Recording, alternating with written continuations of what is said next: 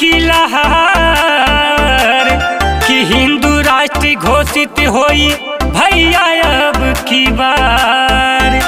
अपने अपने घर से निकले भगवाधारी कि राम के जयकार करत सब नर नारी कि आई अब की राम राज की है कहत मनवाना। अयोध्या नगरी बने गईल भैया स्वर्ग भवनवाना, स्वर्ग भवनवाना ए भैया स्वर्ग भवनवाना कि राम मंदिर बने गईल भइल पूरा सपनवाना। अयोध्या नगरी बने गईल भैया स्वर्ग भवनवाना।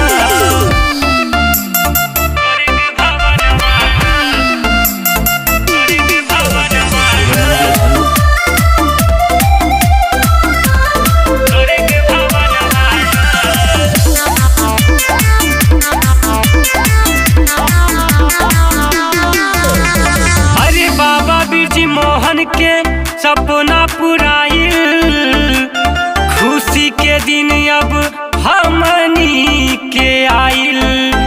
पूरा हिंदुस्तान में देखा जय जय हो गईल। राम नाम के डंका बजल शोर पूरा भइल। हम सब हिंदू खातिर बहनल राम अनमोल रतनवाना।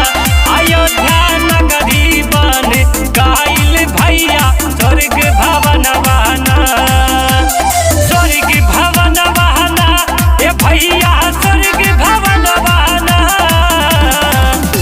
होली खे विपिन विनायक गीतिया गावे शिवा भजनवाना।